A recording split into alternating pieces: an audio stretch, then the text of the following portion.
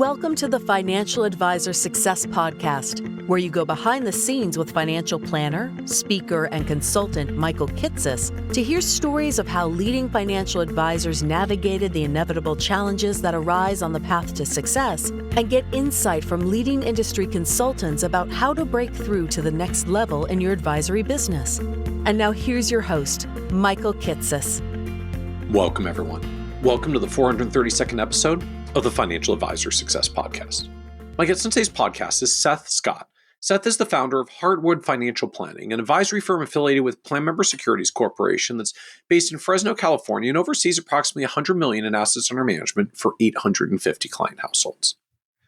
What's unique about Seth, though, is how he has created what he calls an input deliverable that allows him to demonstrate value more tangibly to his ideal prospects by helping them solve a key tax planning point, but without the time-consuming busy work of having to create a separate output for each individual client household. In this episode, we talk in depth about how Seth built and provides his input deliverable, which calculates the appropriate amount of tax-exempt housing allowance pastors can take based on their circumstances, and then even prepares a request and subsequent resolution that the church's board can use, all to demonstrate Seth's expertise to prospective clients in the ministry. How Seth saves time by using this input deliverable, which he only has to create once because prospects then fill out their information in it to get the output they can use, compared to creating a traditional output deliverable that most firms use, where the advisor has to collect and organize the data and the advisory firm produces the deliverable document separately for each. And how Seth's willingness to give this deliverable away to prospects allows him to get his foot in the door with his target clients for when they're eventually ready for the more holistic planning relationship. We also talk about Seth's journey to financial planning as a career changer after finding that previous jobs in urban planning and real estate either took too much time away from his family or weren't compatible with his values. How Seth's connection with a family friend eventually led him to assume the books of business of 3 retiring advisors under a vesting earnout agreement that didn't require him to commit the capital up front. And how Seth uses the revenue generated from serving a broad base of clients through the vesting agreement as the business building runway to keep the lights on as he grows his own long-term ideal client base of working with pastors in their churches. And be certain to listen to the end, where Seth shares how he decided to become a certified tax preparer after buying a retiring advisor's tax practice, and why he's now planning to earn an enrolled agent license to get even more specialized training and better serve clients' tax preparation needs. How Seth is gaining inroads with churches and their pastors by helping them set up 403(b)(9) retirement plans that require little upfront costs on the church's part and offer pastors some unique tax benefits.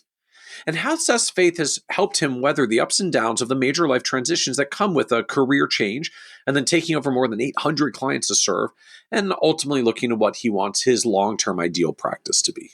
And so, with that introduction, I hope you enjoyed this episode of the Financial Advisor Success Podcast with Seth Scott. Welcome, Seth Scott, to the Financial Advisor Success Podcast.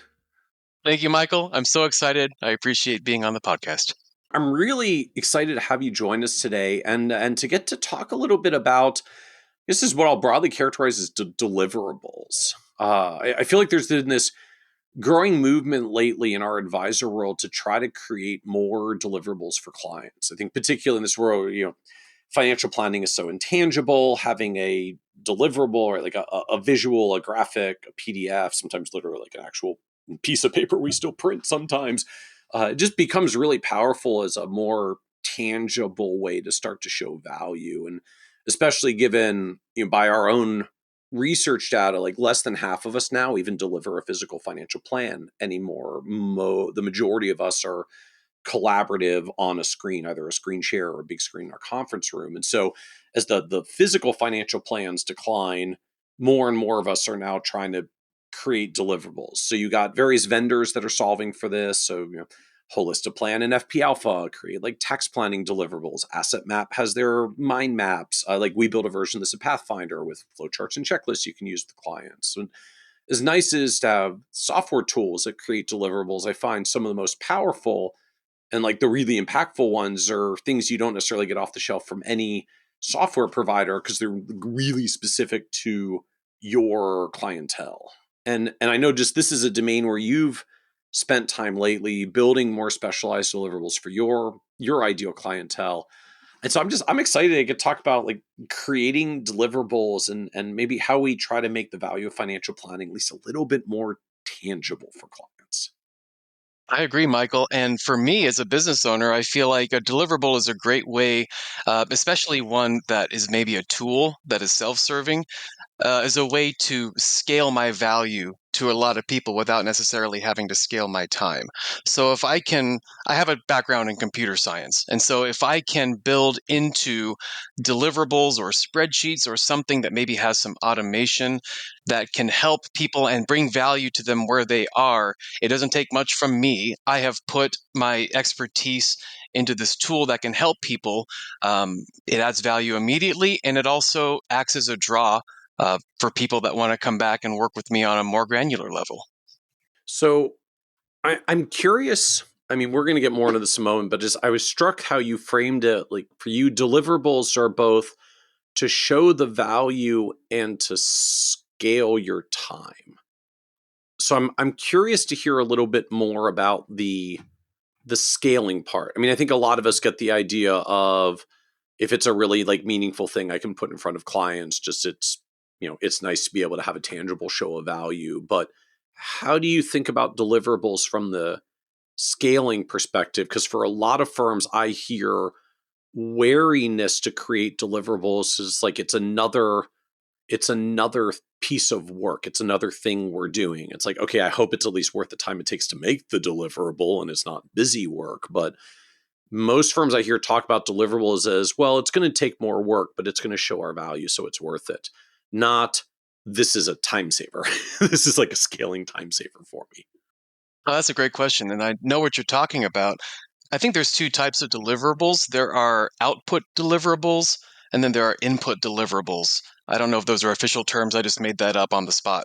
But I think when you're talking, it sounds like we're talking about output deliverables, where it takes a lot of time and effort and staff time to deliver something specific to a client and then give it back to them. Like here is a one page that shows your balance sheet, in a visual way, or here's a Okay. something that outputs the information that you've given to us. We have digested it and we've put it into a format that is palatable and easy to look at and is useful.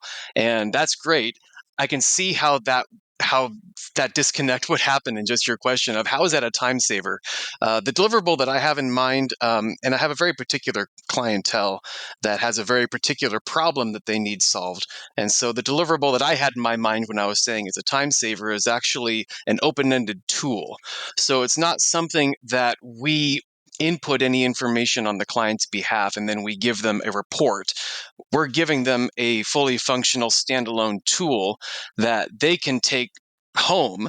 They can put in the information themselves and then they get immediate feedback on what they're looking for. And so the only staff time it takes for us is actually developing the tool, maintaining the tool perhaps.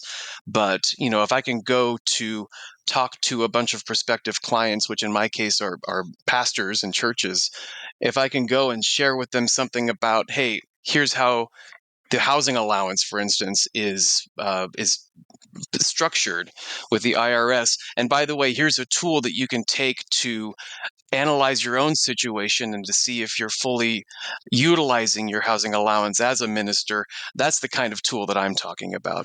And so I see now your distinction of output deliverable versus input deliverable. That's a really interesting framing to me. So my output deliverable is you give me the information and I produce a thing, right? So here's your balance sheet, here's your tax report, here's your one-page financial plan.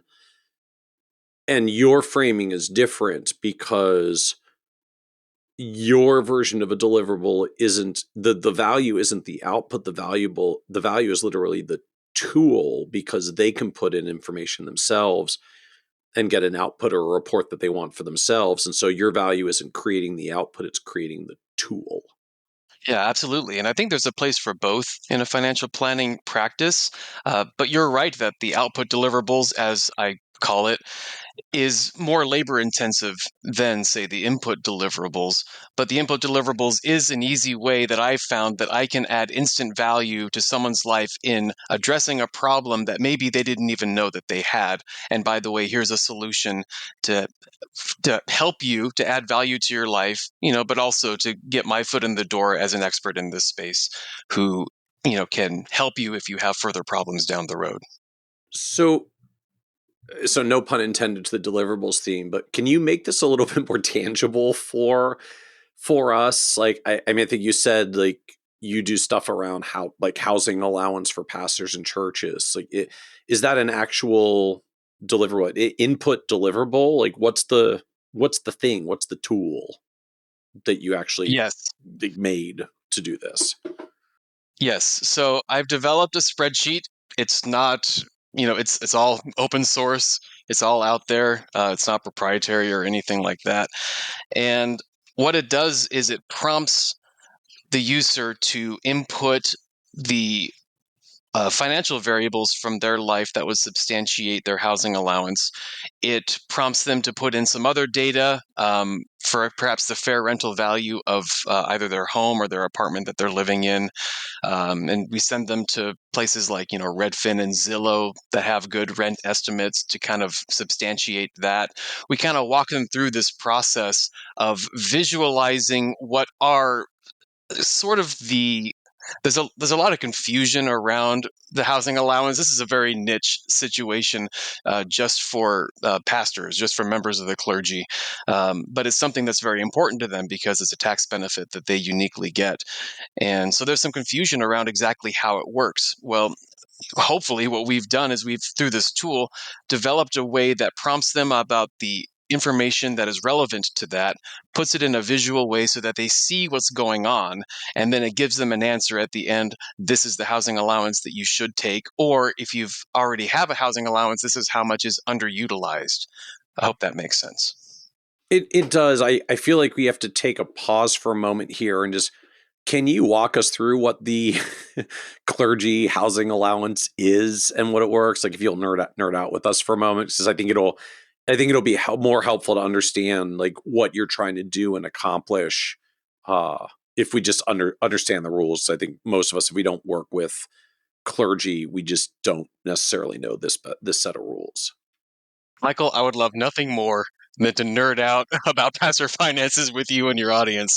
Awesome. This is such a privilege, and it really is a really particular niche in the financial planning world that has some surprisingly interesting implications for financial planning. One of the benefits, to answer your question, that pastors get is something called a rental allowance or a housing allowance.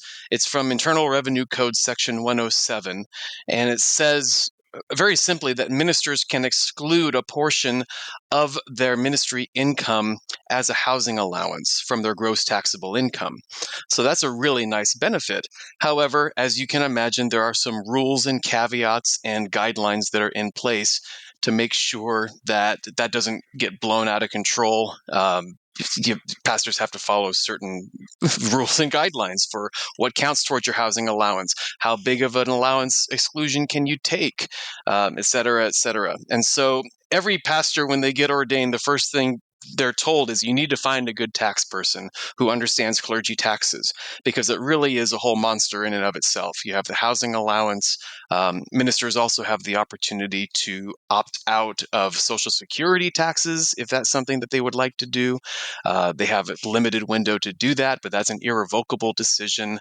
That means that they're also not getting Medicare, which is a whole other can of worms. Um, they're all considered self-employed by the IRS, so they're kind of navigating this dual status of being an employee of the church, but also being self-employed and having to pay their own SECA taxes. So it's a very surprisingly complicated situation when you're dealing with someone who just wants to serve the people of God, who just wants to shepherd God's people. And the IRS has essentially put them in this place where we're actually going to make it so that you're managing two businesses. You're keeping track of your ministry expenses like you're owning a business, but you're also keeping track of your housing expenses as if that's a separate business. And you better not violate any of the rules or you're going to get audited. So, uh, so when you go through this with pastors, then I'm sort of inferring. So you have to go through a process with them to figure out what would be an appropriate amount to actually say of, I don't know, of my $90,000 that you pay me $27,000 of it would be allocable to my housing expenses. Therefore, $27,000 of my $90,000 of income will be excluded, but I have to actually like put numbers to paper to document and validate that $27,000 is the right number and that it shouldn't be 37,000 or 10, and that I'm not claiming $200,000 of housing expenses and trying to zero my income. Like, is that the right context to think about this? Yeah, that's exactly right, Michael. Really, when I try my best to demystify it for ministers because there's a lot of misinformation and half information that's out there, and uh, there's not really an established source necessarily that's widely known for this is where you can go to kind of demystify all of these really complicated things. But it really comes down to three values when we're talking about the rental allowance in particular. And the minister is allowed to exclude the lesser of these three in any given year.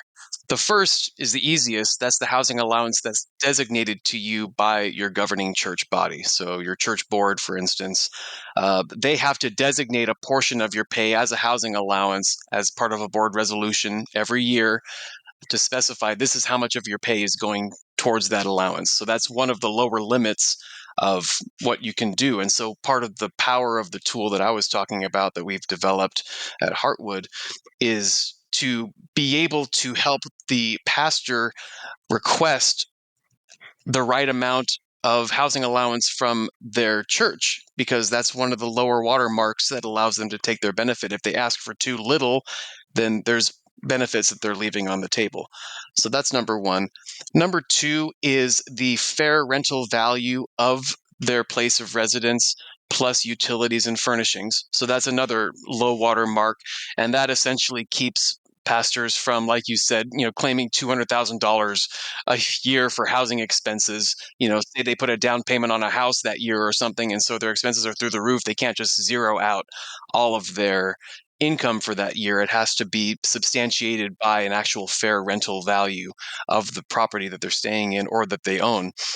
And then the third thing is their actual housing expenses. So if they don't have substantiated, documented housing expenses that follow these specific rules as far as what counts and what doesn't count, uh, that becomes another limiting factor to what they can take. So you have those three things every year, and you can take the lesser of those three.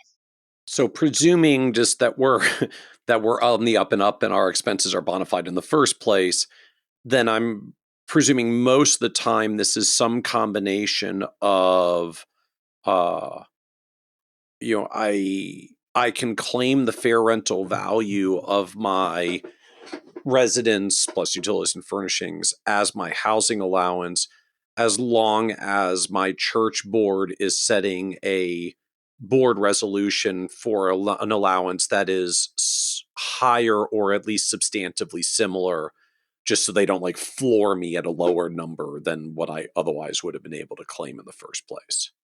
Exactly. And some of the value that we provide to our pastor clients is helping to foster the way that they communicate with their church board about these issues. Because our experience is that church boards aren't necessarily even completely savvy on these particulars about pastor taxes or pastor finances. Church boards are a lot of times made up of individuals who they love God, they want to serve people, they got a good head on their shoulders. They're not necessarily well versed in these particulars. And so we like to empower our pastors to equip their church boards to do what I know that they want to do, which is to help their pastors and to equip them and to put them in a position where they're set up for financial success. And there's so many low hanging fruit type of things that church boards can do to make it so much easier for their pastors to take all the benefits that are afforded to them. And so we just love facilitating that line of communication, which isn't always as open as we would like to see. And so now with that as further context, can you take us back through I guess like the tool, the input deliverable now as we're framing it, like step by step, like what does it do? Or like what are the sections or capabilities of the tool? Right. So the tool is doing roughly two things. First of all, it is equipping the pastor with a reasonable housing allowance request that they can present to their church board every year and say, this is the housing allowance that I would like, and here's the justification for doing so. We even have a page in the spreadsheet that reads like a request letter from the pastor to the church. I'm requesting this much for fiscal year X for a housing allowance. There's another page that actually outputs in the form of a board resolution with the name of the church in there that you could give to the board and say, here's a resolution already written that you can pass this year that substantiates and designates my housing allowance according to this documentation that I've provided. So that's one of the deliverables, is helping give the pastor or the minister an actual deliverable that they can present to their church board and say, here's the housing allowance I'd like for this year. The other part of the tool is helping them track and really prompting them to continually document their housing expenses so that they can substantiate the taking of their housing allowance. There's a very particular list that from IRS publications and whatnot specify exactly what counts as a qualified housing expense for pastors. For instance, like pest control services would be counted, but house cleaning services are specifically not counted. So there are lots of kind of nickel and diming issues like that. So you make like a budget style template of like how much do you spend in each of these areas, but it's not our traditional budget worksheet. It's just the elements of the budget that you would be able to count towards housing allowance, so you can write down what all of those are.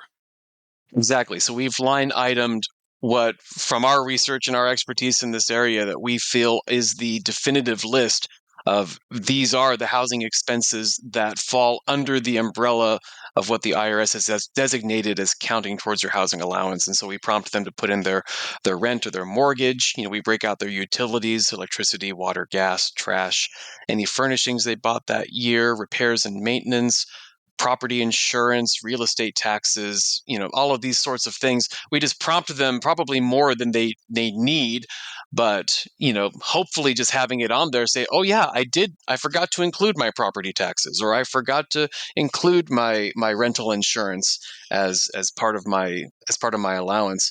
So that's part of what it does there. So you get a view of, over the last year, what were your actual housing expenses? And it, again, hopefully prompts the pastor to continue to track those moving forward. The other part of the tool is helping them determine that third value that we haven't talked about, which was the fair rental value plus furnishings and utilities. And because this is one of the low watermarks, we want to make sure that it's generous enough to allow them to take their full benefit, but it's not blown out of proportion, because that's a problem in and of itself. So our tool prompts them to go look up their property on Redfin and Zillow, because they both have rental estimates just built right in there. So they can just put those right into the tool. We put a spot so that people can freeform put in their own value, whether they have a rental appraisal or some other source that they have, and they can write in what the source is to substantiate that value. And then they adds in the utilities from the top part where we ask about their expenses. And this is a part that I think even some tax professionals who work in this space sometimes miss. It very clearly says that the fair rental value includes utilities and furnishings. The furnishings part can be hard to substantiate, especially if you don't buy furniture that year.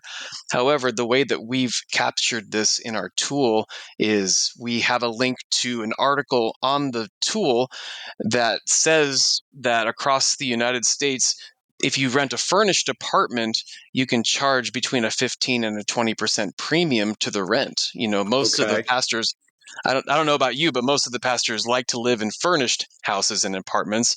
They're not just Unless sitting you in are a. particularly into the minimalism oath of poverty. Yep. That is a good point. That is a good point. But if you do have furnishings in your house, and if you were to rent that house as a furnished residence, then you would be justified in charging 15 to 20% on top of whatever that Zillow or Redfin estimate is that they give you. So we allow you to put in, we defaulted to 20%, but we allow you to put in whatever you feel like that premium should be for your residence. And then, we calculate kind of that low water mark for the fair rental value as well. And that ends up being what gets populated into the board resolution language where they're actually requesting that from the board. Interesting. So it goes, so like you're literally giving them a templated letter for requesting their housing allowance and like a, fill in and sign board resolution kind of thing. Exactly. Yeah, that's one of the deliverables that it has. And it's something that they can use year on year. There's nothing in particular that's specific to, the tax rules that tend to change year on year. It's just, until Section 107 changes or any of these other publications, unless there's a material change to any of these, it's something that a pastor could use every year in perpetuity and, just continue to keep an eye on those expenses and continue to ask for reasonable housing allowances from their church board.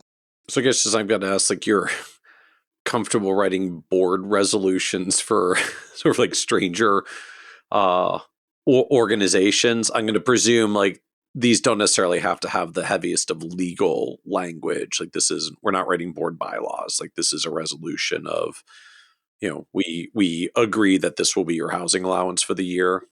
No, it's a good question, and I do have lots of disclaimers throughout the tool saying, hey, this is not legal advice. We're not licensed to give legal advice. This is an example. And actually, it's interesting you mentioned that. One of the resources that I go to often, Richard Hammer is a CPA, and he puts out a church law and tax annual guide, which for me is just the gold standard for church and clergy tax topics. He also has a website and other pages that he puts out. One of the things that he put out was a sample resolution for a church board adopting a housing allowance. And so the language that I put in was very heavily influenced by Okay. what he put in there. Very cool. Very cool. And is it for like folks who are trying to visualize this, like, are you comfortable to share out to like other advisors who are listening, just if they want to literally like see what this looks like? Absolutely. And I feel like if I could accomplish one thing being on this podcast, it would be to just get the word out there to other advisors who, like me, have a heart for ministry, have a heart for ministers, maybe are close to ministry in your own local church, and are maybe looking for a way to give to that community. It's a very underserved community. The need is great. I think the perception is that pastors aren't necessarily the best financial planning clients because a lot of them don't have a lot of money, and that tends to be true. But if this is something that you have a heart for and a passion for, something like this that you could share or become educated on, even just these talking points of talking about the housing allowance and just really breaking it down in plain language, that is just worlds above the help that a lot of these pastors are getting, which is really little to none. And so here, Heartwood, we're looking to fill a very real gap.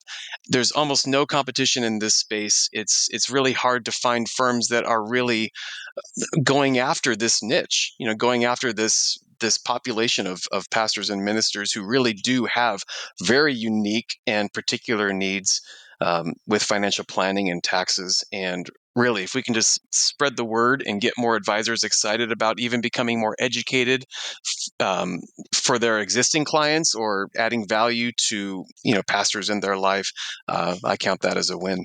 Well, I appreciate the willingness to share. Hopefully a few folks get either inspired to literally do this with their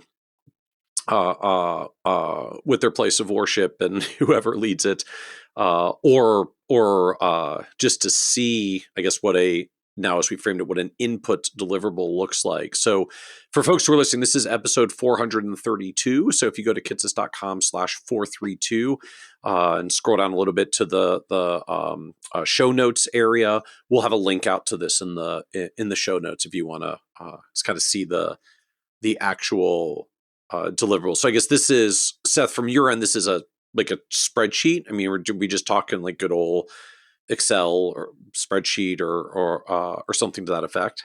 Good old Excel spreadsheet. I actually have a Google Sheets version of this that I provide to my clients so that we both have access to it, and we Okay. can both input and collaborate on it. But when I give it out at talks or as a deliverables, just kind of ad hoc, then I provide it as a standalone Excel document.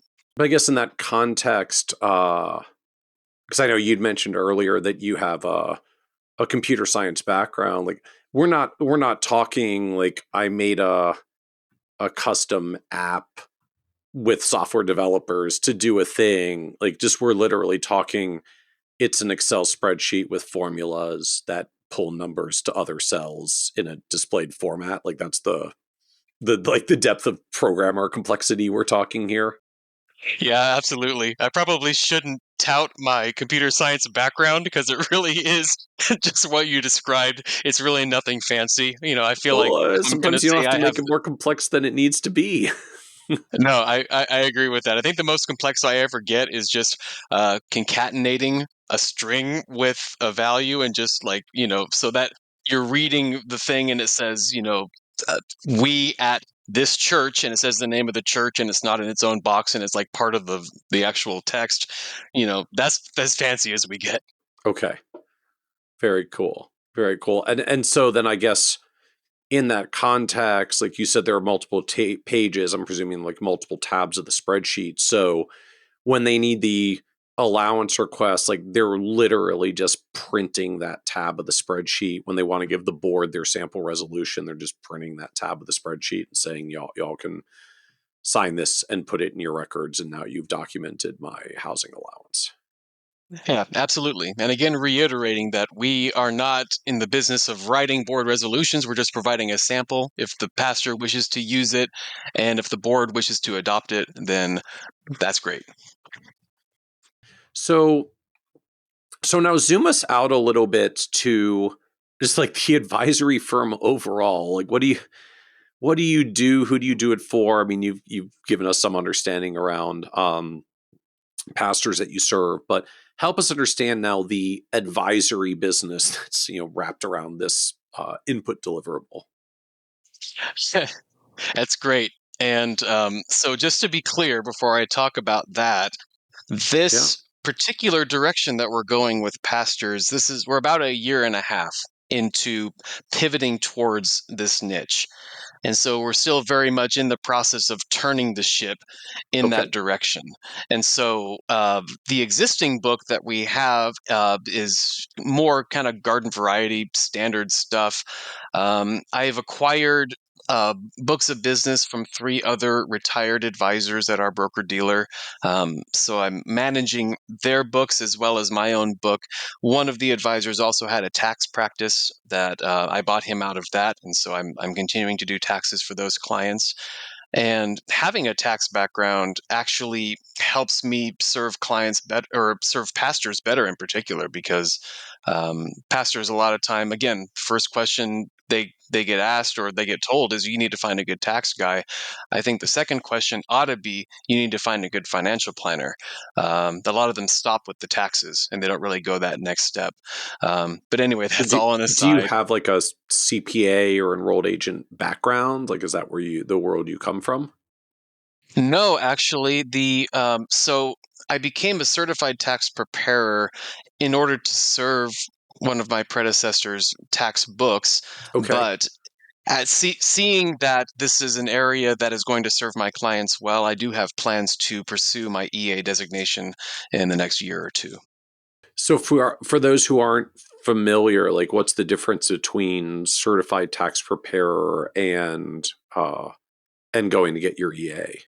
Uh, that's a good question. I guess if I were to make an analogy, I suppose it would be the difference between becoming securities licensed and getting your CFP. One gives you the license to be able to do business in the space, and the other is a designation that provides more training, more specialized training, allows you to take on, perhaps more particular clients or those sorts of things. And so, I think the EA and the CPA designations are to the tax profession as the other CFPs or other like designations are on the financial planning side. So becoming a certified tax preparer, at least in California where I am, involves taking a course. You take a certain number of hours of federal taxation, state-specific taxation if you live in a state that charges income tax, ethics, and then you take a test through the CTEC board, and you can become a certified tax preparer, and that's really what it takes. And so, I was curious if you recall, like how long did it take you to study and go through this? I mean, just like, is this I guess sort of analogous to series exams? Like, is this study for a few weeks and get it done? Is this study for a few months and get it done? Is this like study for a weekend and get it done? Like, what did it take for you to get to the certified tax preparer level?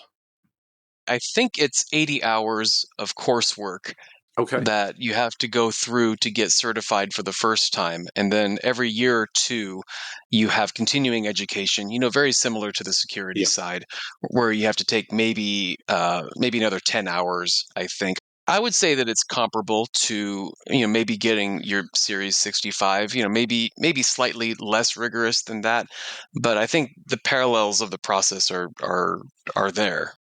So then help us understand just the advisory firm overall. So you've largely acquired books of business from three other retiring advisors. So it's like, how many clients are you responsible for, or assets under management, or however you measure or quantify it? Yes. So down to the numbers, my AUM is just over 100 million. About 50% of that is annuity business. About 30% of that is in managed accounts, and then 20% of it is in employer-sponsored retirement plans. One of the three advisors was very heavy on the employer-sponsored plan side, especially for these small municipal government 457 plans. I have a background in government work myself. My 457 plan actually allowed me to venture into this business, because 457s have the special provision to where whenever you leave your employment, you don't have to take a penalty to take it out. And so I essentially had a slush fund of that I could draw from to keep the lights on and feed my family while I was building up the advisory business over here. So I'm a big believer in those for those that are government employees. The gross revenue from the book is about $763,000 a year. We're just this last year started introducing full comprehensive financial planning into our offerings. So our plan of that 763, about 26,000 a year is in planning fees, but that's continuing to grow. As far as clients, I have about 850 clients right now, and that's a lot. That's a Have lot of come, that's a lot of people. So yeah. again, so I guess as you're buying some books of business, just you were kind of you buy everything lock, stock, and barrel, as it were. So you take over an advisor's retiring business, and like, here's every client I literally ever served that was still under my rep code, kind of thing. Yeah, that's kind of how it ended up being. And so I'm coming out of my first full year of managing all this myself. And if you don't mind me saying so, I'm proud of what I've accomplished in keeping it going. I've recognized that it's not sustainable. And so I actually went back recently to talk to the advisors to see if we can renegotiate a more competitive payout just so that I could scale my team a little bit more, invest in the business a bit more to be able to service those clients and also have time to, go in the direction that I feel like God called me to go with serving ministers and all of that. And so we're actually in the middle. This is an interesting timing for this recording of this podcast, but we're kind of in the middle of those negotiations. It's seeming like it's maybe not going to go the way that I want to go. So I may be in a situation where I pivot away from these legacy books and I'm kind of back to square one and starting over. But I'm very excited about that prospect, to be honest, because I've learned a lot in the 5 years of being in this business. I feel I know exactly what I want to do with the business. I know exactly how I want to build it. And the prospect of starting it and building it right from the beginning, the way that I want to, is quite exciting. So just to make sure I understand, so the 763 of revenue, is that like gross, and then you have to start paying like splits and stuff back to them, or is that where you net after like they get their shares, then you have to run the business off of that with 850 clients? The former. So that's the revenue that the books Okay. present or the books generate, and then portion of that, a big portion of that in this case, go to the retired advisors. Okay. So then help me understand a little bit more of the journey in. So I guess, so you obviously like career changed in to get to this. So can you talk a little bit more of, I guess, just where you came from, where you transitioned in, and like how it worked that you ended out with this? I found 3 books of business with a good chunk of revenue, but also a whole lot of clients that I'm navigating. Like, how, explain to us this entry path. Gladly. So my, my my back of the napkin life story is when I was in grade school, I was really into theater and music and dance, and so naturally, when I went to college, I got my degree in computer science. After I got my Well, degree in you gotta computer have something science, you gotta have something you can fall back on, Seth. Like, you need well, a marketable career license. I'm like trying to channel some parents here. Okay, so so computer science in college and not the theater major. that's correct. I did keep theater as a very active hobby, and I'm actually getting back into that this year with a local theater, so I'm excited about that. But anyway, so immediately after that, I get a job working for local government doing urban planning, of all things. I did that for about 16 years. And then I got the itch to do this. About 5 years before that, actually, my eldest son was born. He's currently 9 years old, and after after he was born, I distinctly remember a meeting that I had with my pastor at the time. My son was about 6 months old, and my pastor told me, Seth, you're too busy to be a dad. You need to scale it back and make room for your family. And I said, yes, you're absolutely right. Um, as you can tell from my little story, I have a lot of disparate interests. Uh-huh. Very, very involved in church, very involved in music and performing arts, and had a lot of mentorship opportunities with young men in the churches in particular, and was leading worship and music at my church. I did that for 13 years. And so, I'm going through and I'm pruning. I'm making room for my family. I'm a naturally industrious person. I'm an ambitious person. I'm doing things that I feel like are very meaningful and that give me a lot of fulfillment. And really, to be honest, it's breaking my heart giving up on these side things that are very meaningful to me. Didn't regret it for a moment. Family is everything. If you're not taking care of your family, then what are you doing? So didn't regret it at all. But at the same time, I'm looking at my government job and I'm thinking, this is the one thing I would give up if I could, but I need to feed my family.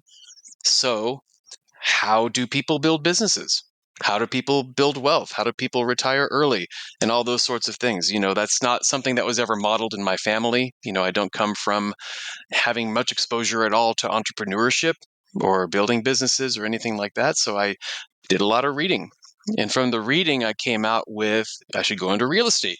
real estate investing. That's where people make money. That's where people build wealth, flipping houses and buying rentals and doing all that. And I said, I could learn to do that. That's fine. So I jumped into that while I was working my government job and failed miserably. And I think the reason why is because for me, I didn't feel like I was helping people. There are people that do that and they do it well and they do help people and God bless them. But for me, my heart wasn't in it because I felt like I was adding value for myself and I wasn't adding value for other people. And so that was a learning experience that I pivoted away from and found myself back at square one and being like, okay, I want to help people. I like analyzing situations. I'm an analyst. I'm a thinker. Um, what can I do? And my mom's tax person and investment advisor, his name was John. He was more of a family friend than anything. I think my mom was maybe his first client when he started this business like 30 plus years ago. And so I knew him since I was 10 years old.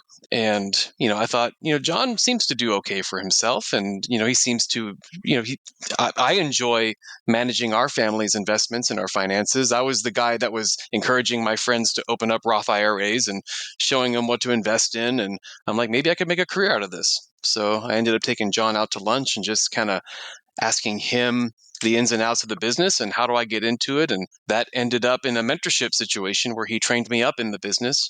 Two other advisors that were in his orbit were all looking to retire at about the same time. And the time frame was about 3 years or 4 years.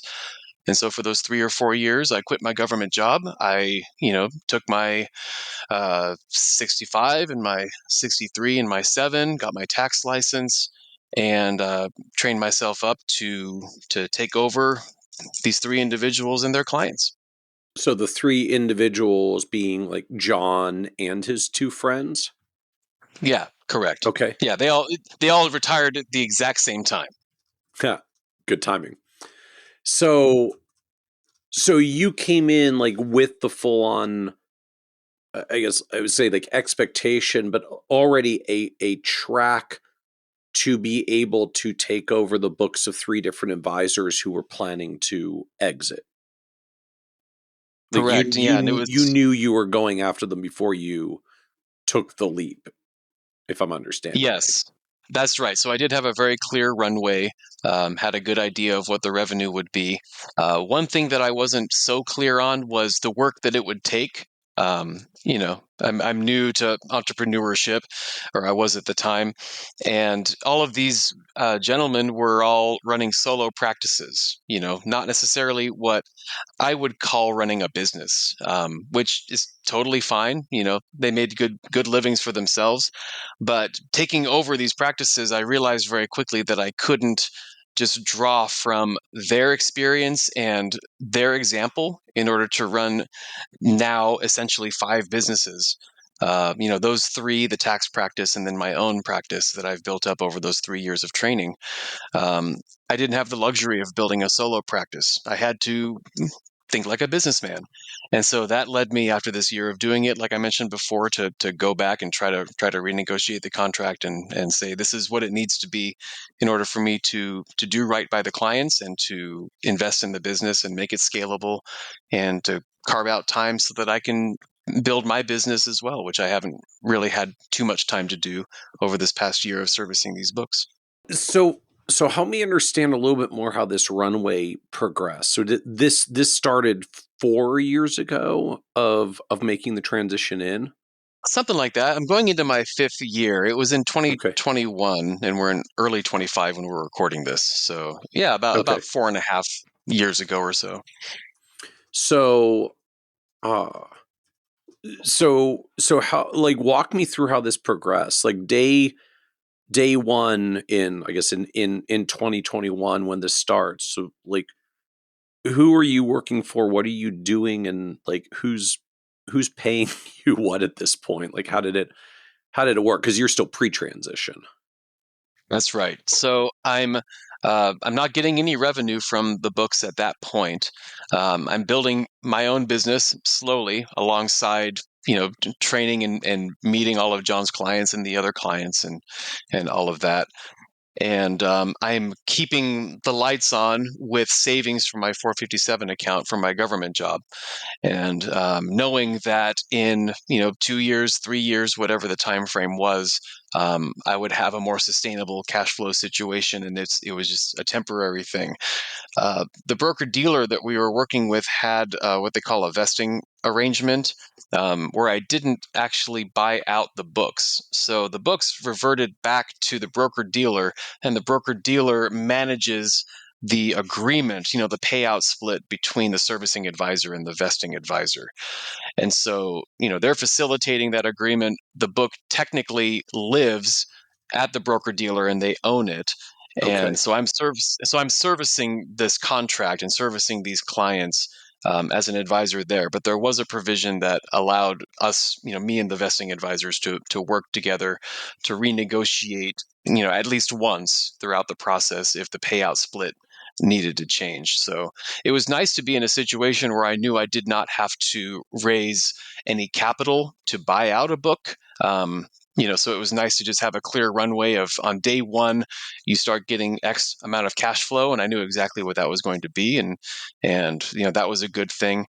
The challenge now, being in a position where after servicing the books and realizing that it's not necessarily a sustainable cash flow situation, is that when I walk away, I truly walk away. I can't take the clients with me because they still belong to the broker dealer. So I'm essentially, taking my clients that I've built up over the time and trying to make it work over here. So I'm fascinated by this. So there was no buy-in. There wasn't a quote unquote acquisition like we're paying a check up front. I guess functionally it's kind of like buying a business entirely on an earn out, where as long as revenue stays and it's getting serviced, the sellers get a percentage of the revenue um, to compensate them, but you don't have to come to the table with a whatever 6-figure check or 7-figure check to quote buy the business. You just start getting a split of the revenue once they flip the retirement switch. Yep, that's exactly right, Michael. So in the ramp up period before that, was there a salary or other dollars available, or are you just like eat what you kill for anything you can actually bring in, live off your savings for the rest, and you're just waiting for the point where they actually transition out and suddenly you can get added to the accounts for a percentage of the revenue? Yeah, the latter. So yeah, eat what I kill, and tighten the belt and hold out and make it work. I got to shout out my wife, who has always believed in me for everything that I've done. The failed real estate business, going into this new direction, even now when we're potentially pivoting away from this vesting agreement and into something else that's a lot more unsure and unknown. She's been immensely supportive through all of it, and I could not do it without her support, without her, raising our boys. And I'm proud of the fact that my family has not suffered. Even though I've been extremely busy, I've always made sure to carve out time for my family. The echoes of my pastor telling me you're too busy to be a dad have stuck with me. And that's one of the exciting things that I found about building a business, is that I really can carve out the time that I need, and I can make it what it needs to be for my family, so that my family doesn't get the short end of the stick. I can devote X amount of time to my business, and it's a discipline for me not to let it consume me, because I am very industrious and I do want to succeed, but I know what I'm in this for. I'm in this for the next generation in my family. I'm here to set an example for them. I'm here to pour into them. I'm not willing to let them suffer so that I can build a great thing over here. And even though it's been a challenge in those first years of wrapping up, and even though I've been very busy this last year, and even though we're going off into the unknown right now, having my wife's confidence beside me and the assurance that I'm doing my best and I'm doing exactly what I feel like God's called me to do. I know you're going to ask me what success means to me, because that's what you ask all your guests. We'll But get there I think eventually. Yep. I think it has something to do with all of that for me. All of that has something to do with success. Just knowing that you have a clear view of what your values are, you have a clear view of what you've been called to do, and you're courageously going after it no matter what. I feel like that means success to me.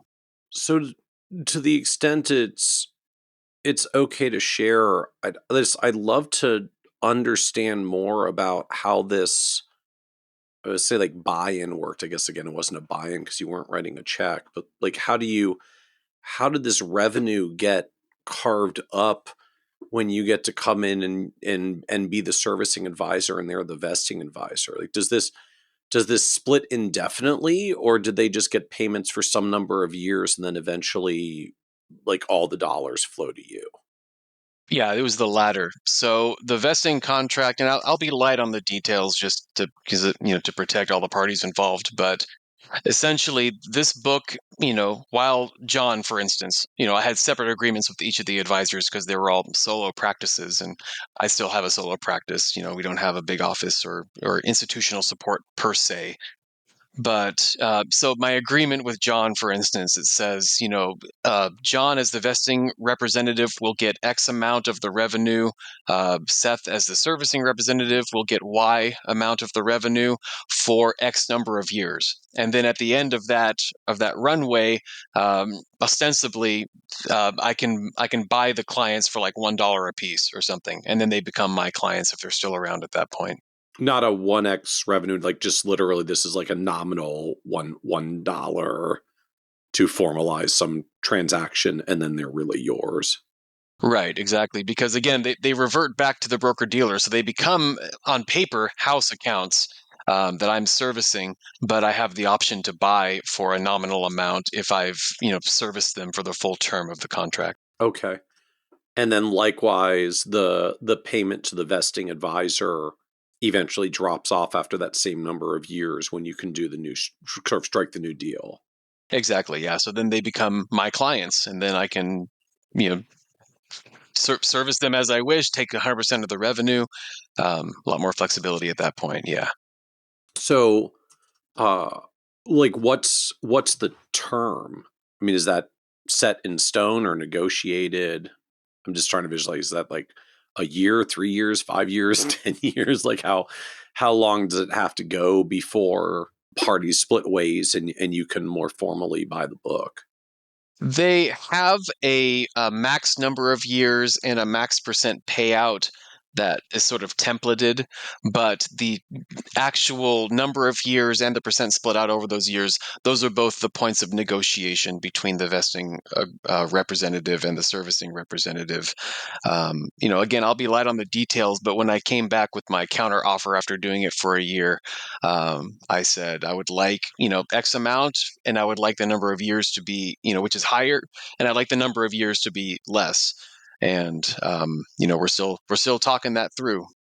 Interesting. Because so what's the blocking moment? Like, just you're excited to take it over and sort of like shape it. I think prune was the word you used, like prune it to where you want it to be, or is it that there's just too many hands in the proverbial cookie jar and like there's not enough coming to the bottom line for you to do what you need to do to serve that many clients? Because nominally, like 800 clients, we've got some hiring to do. Exactly. I do have a part-time admin who has been amazing. Couldn't have done it this past year without her. But I do need to, I need to scale beyond that if I'm going to take care of 850 clients. And again, there's a lot of opportunity in this book, to find new money to grow the assets there. And I just haven't necessarily had the time to work the books the way that I feel like would be a way to do it and be a good steward of it. For me, it's very much a stewardship mindset of okay, I have this opportunity, I'm in this role, I'm servicing these clients. I want to be a good steward of the clients. Of course, I'm a good steward of their assets as a fiduciary, but I also want to be a steward of the human capital that has come before me.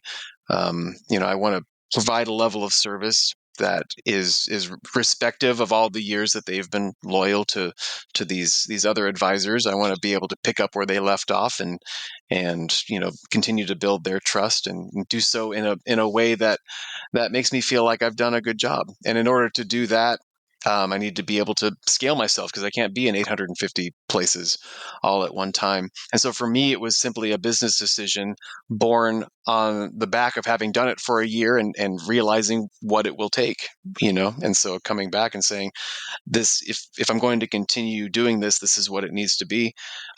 This isn't a money grab. It's not a power grab. It's just the reality on the ground, because I want to take care of your clients. I want to carry on your legacy that you've built over 30 years or however long the time frame has been. And I think the clients deserve it. And I want to do well. I want to do well by them. So then help me like square this with what you're also doing with pastors. I mean, like, did a chunk of this 800 something clients happen to be pastors and you get to double down there, or are these like independent paths running in parallel for one another? Very much independent paths running in parallel. Okay. As I've been telling people about my situation, the way that I tend to frame it is I have been immensely blessed with this opportunity to step into a role of managing these established books with these established clients, and to have a instant runway where a lot of advisors are having to build from scratch. So it's nice to have that. I'm also blessed with this very strong vision of what I feel like God wants me to dedicate my practice to doing, which is serving pastors and ministers and covering those financially who cover us spiritually. I feel very strongly that that's what God has called me to do. And in trying to be a steward of both of these blessings, I realize that they don't seem very compatible. And so this past year has been me trying to manage these two parallel, like you said, these two parallel things, realizing that in order for me to do so, I would need to scale my business and grow, and I would need more cash flow to do that. So I'm just fascinated by this. So, I mean, it sounds to me like you were on a path to success or into these businesses, but like now that you're here, it's not as appealing, or now that you're here, you unwittingly discovered another calling along the way that is more compelling than what you were originally looking to successor into. Like, is that a fair characterization or way to look at this? Michael, that is such an incisive question. And honestly, it's a struggle to answer that question with clarity because I'm going to go back to what I said earlier about stewardship. I don't see it as, I had this good thing going, but here's this other shiny object over here, so I'm gonna blow this up over here so I can go do Right. that. I think that's too far.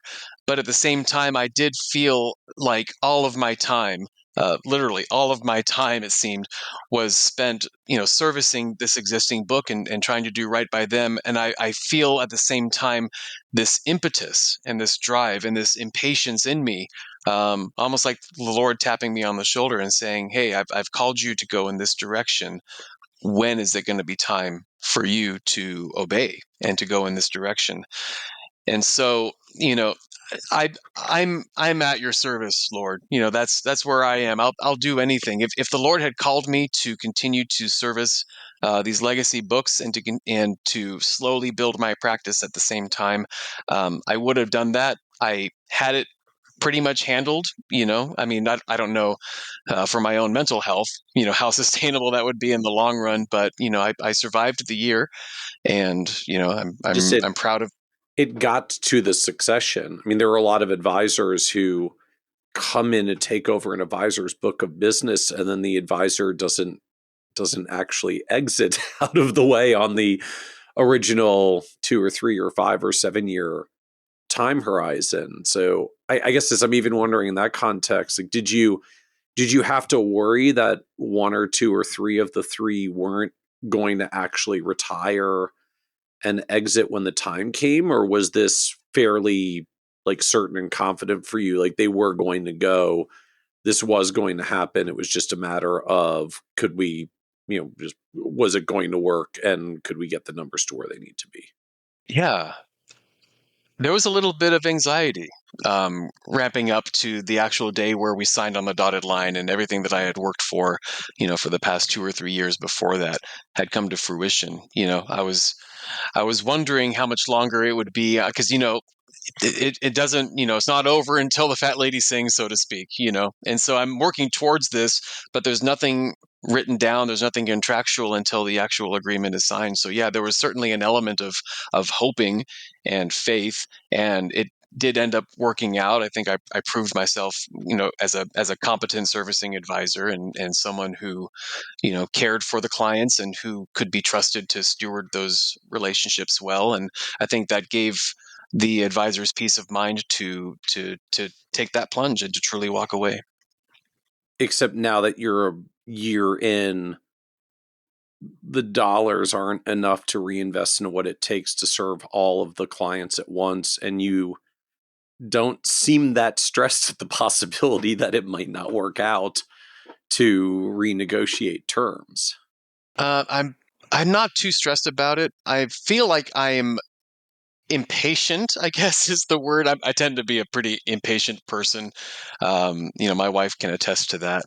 But I want to have a plan in place in case this goes to the point where I'm going to have to walk away. There's a lot of little details that I'm going to have to figure out. It's like, for instance, do I continue on a BD chassis, or do I hang up my 7 and go full RIA and try to do what I want to do over there? What's It's the exciting. what's the model like? What's the model you envision for working with pastors, if that's the direction that you're Mhm. like feeling called? I mean, it's like, what would be the business model? Because as you noted, like not necessarily the clientele that has multi-million-dollar rollovers for traditional AUM models. So how are you visioning the model, the business to serve them? So glad you asked that question. And this is going to be a work in progress, but I've run this by a few advisors who have worked in this space throughout the United States, and I think this is a sustainable path, at least to start. I'm going to focus primarily in the beginning on signing churches to 403(b)(9) church retirement plans. Churches are specifically exempt from ERISA, and so timely. Just this morning, front page of the Wall Street Journal, there was an article about the non-ERISA church pensions, and how, because of the lack of oversight, some of them are running out of money, and the pastors are left with nothing. Really sad story, but just kind of shows the depth of the need in this space. There's lots of opportunity in being specifically exempt from ERISA. You don't have to file a 5500. You can you can fly under the radar. You can make your retirement plan essentially anything you want. But the flip side of that coin is that you can make your retirement plan essentially anything you want. And so it requires even more scrutiny and even more guidance. And so, coming in to churches and saying, look, this is a way that I can bless a lot of pastors with minimal time from myself. If I can manage their church plans, maybe give once a year, go visit and give ad hoc, housing allowance reviews, or just financial planning, and maybe some tax work, with some of these pastors. And then every once in a while, there is a pastor who really fits with the traditional financial planning client model for comprehensive planning. Like, I'm working with a client right now who I feel is my ideal client.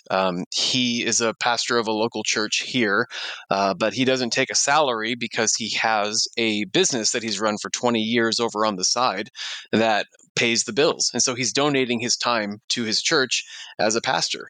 But he needs help on the business side. He needs help, with his personal finances, with taking his housing allowance and optimizing that. His church needs financial planning, which I do financial planning for churches as well.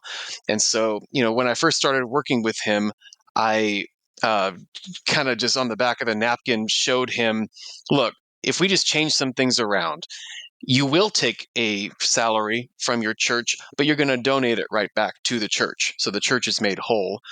Um, this is what it would do. And I ended up writing it out, and it had two things. First of all, it saved him about $6,000 a year in taxes.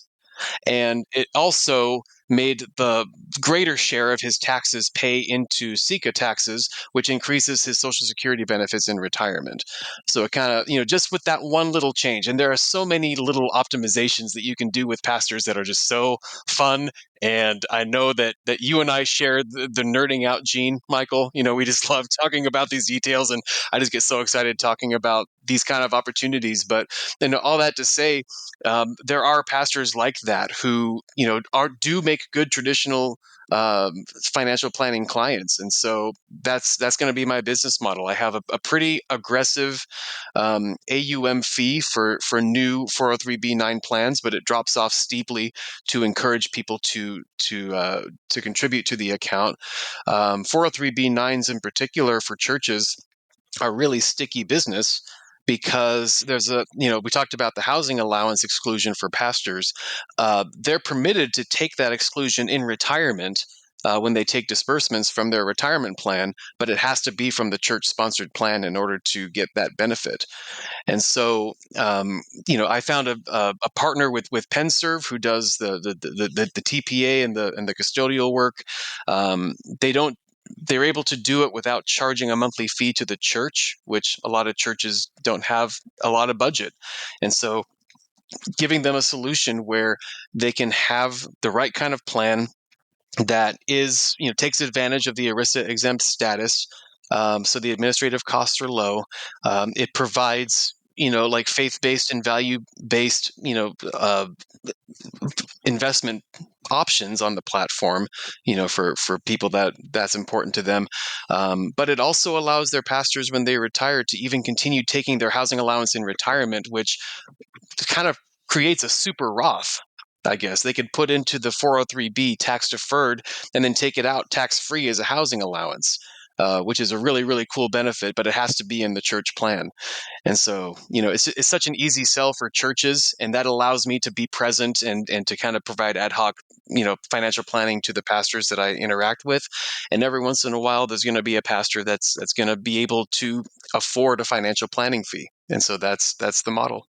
Which, reminds me of a lot of advisors that are in the 401k space, and you work with the 401k space, and then every now and then you get a business owner, executive, senior person at one of the companies that also needs financial planning, and you end out with an employer retirement plan business with a financial planning, wealth management, individual client business as well. It feels like you've got a similar pathway. It's just yours is all built around churches and pastors, not corporations and executives.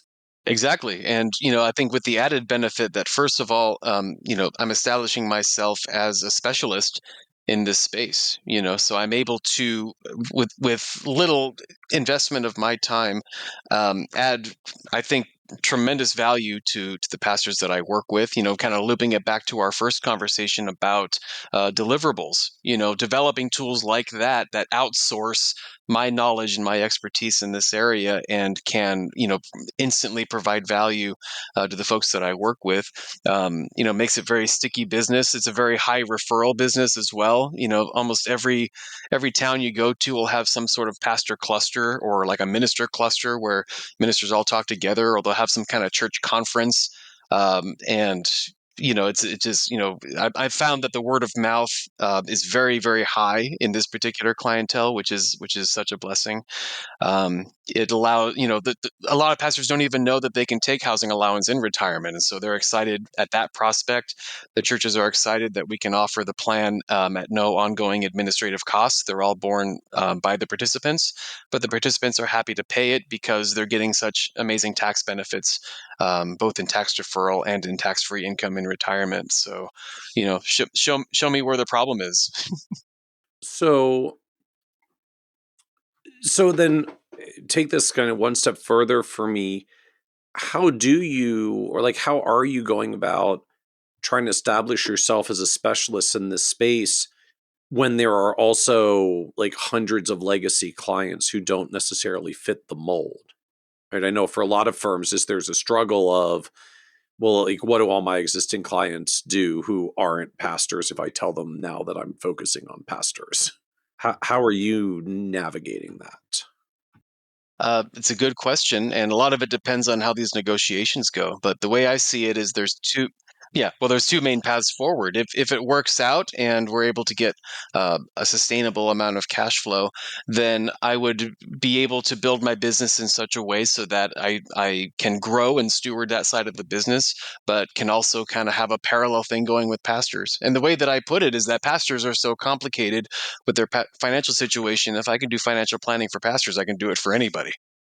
So, as you've gone this path, just what's surprised you the most about building advisory businesses? Someone who didn't necessarily have a entrepreneur background by family and took the plunge into the space.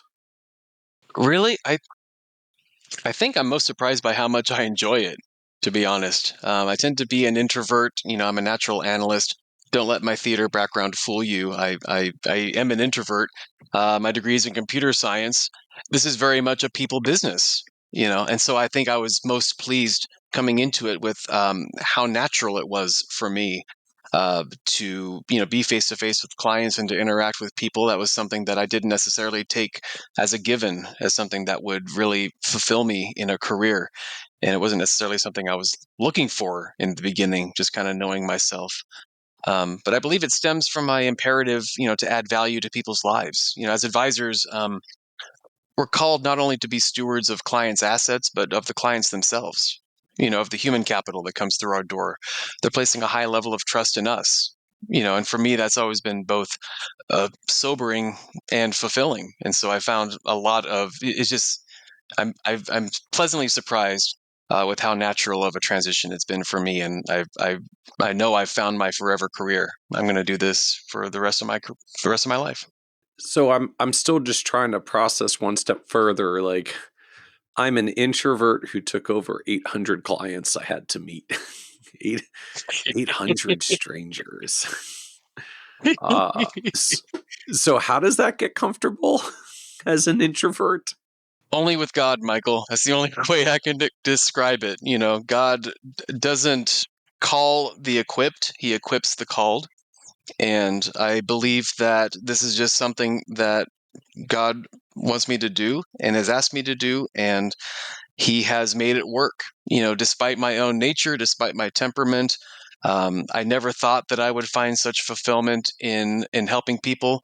But really, kind of looking back at it and analyzing the situation, I think I can see how it's a good fit for me. I love analyzing things. I love analyzing systems. I love optimizing things, and so the whole idea of financial planning just really appeals to me just from that side of it.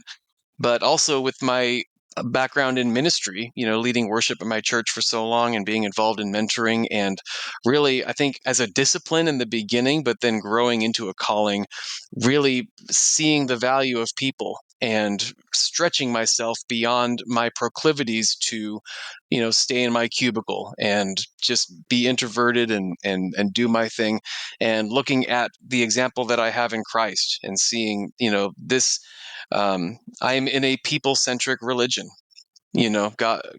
God, Christ has called me to love people and to serve people. And so part of my faith journey has been stretching myself into that world. And so all the background of all of that, plus the analytical part of me, it just seems like fitting hand in glove. I think this is, it wouldn't necessarily look like on paper if you were to ask me 20 years ago what I would end up doing, but it's exactly what I was meant to do.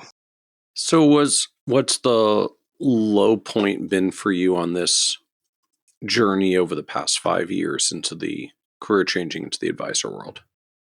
Huh. I think, I think failing at the real estate business was, I think, my low point there because, but at the same time, it forced me to do sort of a postmortem of that. And I think it was a great learning opportunity, learning a lot about myself, namely finding that imperative that I have to add value to other people's lives. And so realizing that I didn't fail at real estate necessarily because I couldn't hack it or because of all of this, is just because it wasn't right for me. And so I went from a place of just open ended, I feel like I need to build wealth. I need to build a legacy. How do people do it? Real estate, great, let's do it. Just kind of a practical decision, into being more introspective after that failing and realizing I really need to find something that really appeals to me. Like, what's sustainable for me? What do I want to do? Why do I want to do it?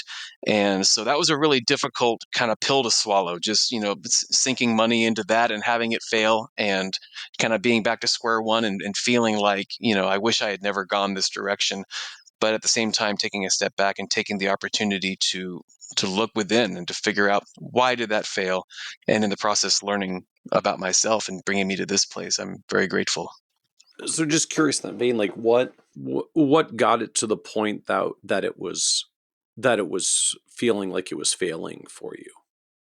Just like The real estate part? yeah, I mean, like a certain number of years that it's not profitable, a like particular transaction that went south. Like, it's because I find like we can, when we have strong perseverance, we can often try for a very, very long time trying to make something work. So Mhm. what was the point that you realized like it's not working? I have to go another direction. I can tell you the exact moment. I had found a lead for a house. I mean, on paper, it was perfect. It was, like a widow who had lost her husband, had gotten behind on the payments, was facing foreclosure, really did need a cash offer right then. So, ideal client for a flip and fix, kind of a situation. And I did everything right. I came in, I was building rapport, I was getting her laughing, got her to trust me. Like, we're sitting at her kitchen table, she's signing on the dotted line. And then I get to where I would sign, and I pause. And I said, you know, I know my competition. If you went with these people, they'd be able to give you $15,000 more for your house. You should go with them. And that was when I kind of Because you realized realized she just really needed the extra 15 grand. it didn't feel good, man. It didn't feel good. Again, I hate to use the word indoctrinated. I have every respect for people that make it happen in real estate and make it work and find their way. There is a place where that is helpful, but for me, in doing it, I didn't feel like I was helping people. I felt like I was taking advantage of people. And, Be- again, because that's maybe on me. your win is their loss, kind of by definition. If I get it cheaper from you, you got less from me. Yeah, and I just didn't, I feel like I kind of quickly, when I actually started getting in elbows deep into this and started, trying to convert sales and do those sorts of things, I think I very quickly realized this is not for me. I don't feel good in a win-lose. I think it's very insightful that you put it that way. There are so many opportunities in life that are just win-wins. And so why don't I find something that does that? So, in with respect to the advisory business now, as you look back, like what do you know now you wish you could tell you from 2021 as you were first entering this path, or maybe even from 2020 as you were making decisions? Like what do you know now you wish you could go back and tell you from 5 years ago? Man, Michael, I've thought about this question, and honestly, I don't have a good answer. I mean, and the reason why is because I feel like, in every endeavor in my life, the learning journey is part of the process. I think we aren't successful as individuals just based off of what we accomplish or what we do or the money that we make. I think we're successful based off of the person that we become. It's a character thing. And I know from my experience, my character is shaped by these moments of indecision and these moments of feeling like I'm in over my head and, not knowing what I don't know, but then having to undergo the process to find out. And so I know that it's as a roundabout answer. It maybe is frustrating to people that just want an answer, but I mean, and there are some specific minutia things like, like how do I um like how do I justify my fee, for instance, like, what value do I bring that substantiates what I charge for my services? That was something I really had to wrestle with. So there are things like that I'm like, it'd be cool if I could have had a handle on that earlier on, but honestly, wrestling with that question as an example and then continuing to wrestle with it is part of the process. And I I'll think say, how do you answer that question now of how you justify your fee and bringing value for your services? um, I mean, that's a continual wrestling, honestly, Michael. And I think I'm not alone in this. I think there's a lot of advisors that go back to this question. I'm reminded of um, in Genesis when God wrestled with Jacob and changed his name to Israel, and the name Israel means wrestles with God, and God's people were named after this concept that God invites you to wrestle with Him. And that wrestling with yourself and with God and with the incongruencies in the world and with your own character and with your own nature, it's all part of the journey that makes us human. It makes us who we are. And so to be presented with a question where it's like, if I could go back in my past and inject the end result of the struggle that got me to that point, I wouldn't be the person that I am now. I'd be less of a person. So I don't think I can answer that question, Michael. I think I've done exactly what I'm supposed to do, and I've become the person that I'm supposed to be, and I wouldn't have it any other way. So any other advice you would give other advisors thinking about career changing in the industry and trying to figure out what their path should be? Yeah, I think take time to sharpen the axe. I think it was Lincoln that was attributed to have been saying, "If I have 8 hours to chop down a tree, I'm spending 6 sharpening my axe." And for me, sharpening the ask is kind of asking those why questions. Why do you want to do this business? Like we kind of addressed this earlier, but there's no shortage of ways to make financial services a profitable enterprise. I mean, just listen to a few podcasts, a few episodes of this podcast, and you'll see that there's no one right way to structure your business and to make it successful and to make it profitable. So I feel like the differentiating question for us is really in the why question. Ask it early, ask it often. Why am I doing this? What is my imperative? This is a service business. Whom do I want to serve? What value do I want to bring? What kind of work turns me on? These kind of questions I feel like are just foundational. And I think a lot of people in any career, but maybe in this one in particular, they see an opportunity to make some money, have some free time, have some autonomy. But I feel like it takes discipline to really sit down and think, why do I want to do this? And I think all of the other minutia questions about fees and about business structure, that has to naturally flow from that kind of core question that you ask yourself. So as we wrap up, this is a podcast about success, and one of the themes throughout is that just literally that word success means very different things to different people. And so you're on this wonderful path now. I feel like a turning point as you find the calling of where the business goes next. And so the business is on this wonderfully successful path. How do you define success for yourself at this point? I think success means knowing exactly what you should be doing and knowing that you're doing that in the moment. It means doing the work, kind of like what I said before, of determining your values and your imperatives, to catch and to craft a vision for putting them into practice and courageously pursuing it. Because really, what else can be expected of you? I believe you're in the right place at the right time, doing the right things, listening to the right people. Success will inevitably follow. And the wisdom to discern what all those rights are, that's got to come from within, from your character, from your temperament and your calling. And so when you know your calling and you're doing your best to walk it out, that to me is the essence of success. Being able to to go to bed with a clear conscience, to run your race at the end and say, I ran my race well, regardless of the numbers, regardless of, any of those other trappings. I believe all those things will come if you are aligned in integrity, I guess is how I would put it. I love it. Well, thank you so much, Seth, for joining us on the Financial Advisor Success Podcast. Michael, this has been so great. Thank you so much. Thank you to the listeners. God bless you all. Thank you. Want even more ideas, tools, and resources on how to break through to the next level of success as a financial advisor?